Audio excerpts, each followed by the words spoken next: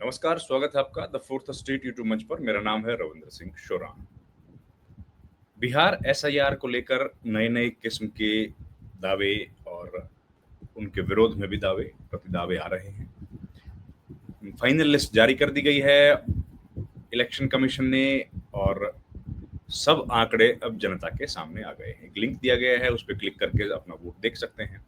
इस बीच कुछ पत्रकारों के कुछ जो पिटिशनर हैं इस मामले में, उनके कुछ व्यूज आए हैं, वो आपके साथ डिस्कस करता हूँ।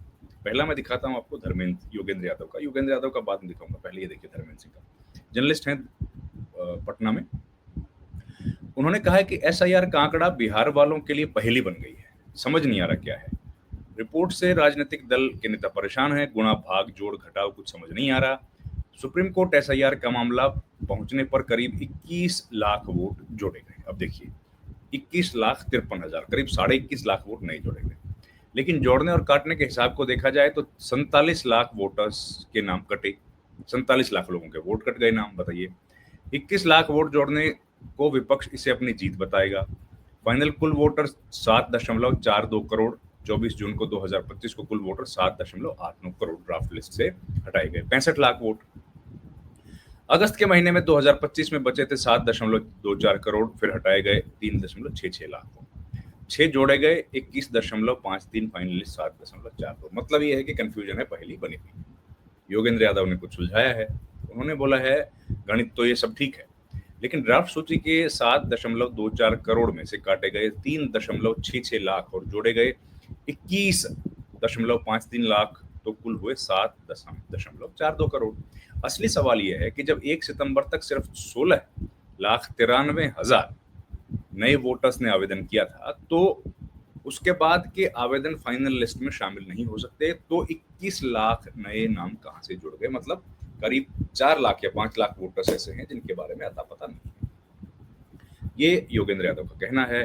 तो इस पर विवाद और इस पर संवाद हो रहा है लगातार, लेकिन अभी सिचुएशन क्लियर नहीं है। खैर, उसके बाद एक रिपोर्ट छापी है इंडियन एक्सप्रेस की दामिनी नाथ ने। उन्होंने कहा है कि जून में जब चुनाव आयोग ने बिहार की मतदाता सूचियों का एसआईआर किया था, तो पात्रता साबित करने के लिए 11 दस्तावेजों में से कम एक प्रस्तुत करना जरूरी था। यह परंपरा से हटकर कदम और आलोचना का कारण बना और इसे नागरिकता का जांच भी माना के लिए भी दायरा माना गया, तो अदालत में इसको चुनौती दे दी गई। लेकिन 3 महीने बाद मंगलवार को समाप्त हुई जो प्रक्रिया है वो बिल्कुल अलग दिखाई दी। इसमें कोर्ट के हस्तक्षेप और क्षेत्र से मिली प्रतिक्रिया के कारण बदलाव आए। शुरू में दस्तावेजी प्रमाण को अनिवार्य माना गया था। शुरू में आयोग ने मतदाता सूची में शामिल करने के लिए दस्तावेजी प्रमाण को अनिवार्य बताया था, लेकिन आधार, राशन कार्ड, यहाँ तक कि उसके अपने मतदाता फोटो पहचान पत्र जो अधिकतम कवरेज और समावेशी सुनिश्चित करते हैं, इसमें शामिल उन दस्तावेजों को नहीं किया गया। दिलचस्प खास बात यह है कि ईपीआईसी एपिक नंबर जो होता है उसको 2003 के अंतिम विशेष गहन पुनर्निरीक्षण के में स्वीकार किया गया था, जैसा कि इंडियन एक्सप्रेस ने जो बताया था कि 22 अगस्त को पहली रिपोर्ट में कहा था 2025 में केवल वे लोग जो खुद को 2003 की मतदाता सूचियों में जोड़ पाए, जिन्हें नागरिकता का संभावित प्रमाण माना गया, उन्हें अतिरिक्त कागजी कार्रवाई से राहत मिली। मतलब ये है कंफ्यूजन बनी हुई है। अब थोड़ी सी और विस्तार से समझते हैं। 24 जून के आदेश के तहत 2003 की मतदाता सूची में सूचीबद्ध न होने वाले किसी भी व्यक्ति, जो कि 2.93 करोड़ लोग होंगे, को मतदान के लिए अपनी पात्रता साबित करने के लिए 11 डॉक्यूमेंट्स की में से एक को प्रस्तुत करना जरूरी था। लेकिन दस्तावेज, ये मामला कोर्ट गया, कोर्ट में कहा कि आधार को भी जोड़ दो। तो ये सब घटना हमारे सामने हुई है। लेकिन जो नई जरूरी को कोर्ट ने जो नई चीजें जो सामने आई हैं वो निकल करके वो ये है कि सुप्रीम कोर्ट जाने के बाद कम से कम चुनाव आयोग ने अपनी रणनीति पर तो बदलाव किया है।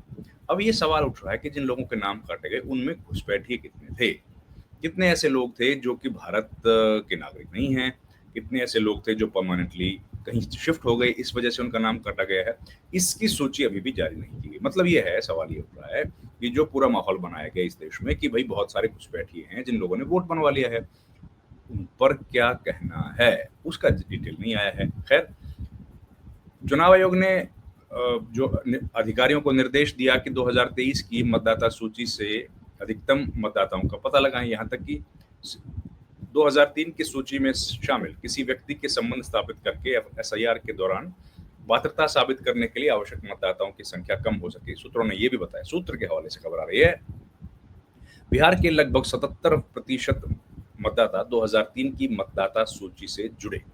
लगभग 52% सीधे 2003 में जो थे उनमें से 52% लोग ऐसे हैं जिनको डायरेक्ट जोड़ दिया गया। अन्य 25% मतदाता सूची में शामिल लोगों के बच्चे या रिश्तेदार थे। शेष मतदाताओं के लिए अधिकारियों ने मौजूदा सरकारी डेटाबेस का सहारा लिया। पारिवारिक रजिस्टर बिहार में वंशावली के रूप में जाना जाता है। महादलित विकास रजिस्टर सभी अनुसूचित जातियों की पहचान के लिए और बिहार के जाति सर्वेक्षण। राज्य के 77,895 मतदान केंद्रों पर धीरे धीरे बदलाव आया। शुरुआत में बूथ स्तर पर अधिकारियों को और मतदाताओं को दोनों के लिए भ्रम की स्थिति थी, लेकिन अब अधिकारियों के मतदाताओं में शामिल करने के लिए रास्ता खोलने के निर्देश दिए गए। तो ये पूरी कहानी इलेक्शंस की आ रही है।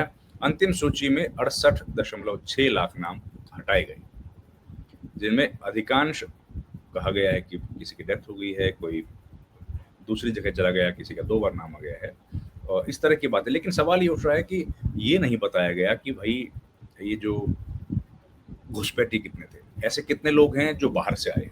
ये एक सवाल खड़ा हो रहा है कि भाई जो सबसे अहम मुद्दा था, और एसआईआर की जब शुरुआत की गई थी तब कहा गया था कि ये एसआईआर इसलिए किया जा रहा है ताकि हम लोग उन लोगों को जो कि देश के नागरिक नहीं हैं और देश के संसाधनों पर कब्जा करके बैठे हैं उनको बाहर निकाला जा सके।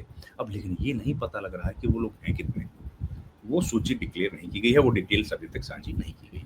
ये एक सवाल उठ रहा है। तो इसका जवाब इलेक्शन कमीशन हमको देगा, मतलब जनता को देगा, या इसका इलेक्शन कमीशन जवाब देगा सुप्रीम कोर्ट में, अब ये देखना बाकी है।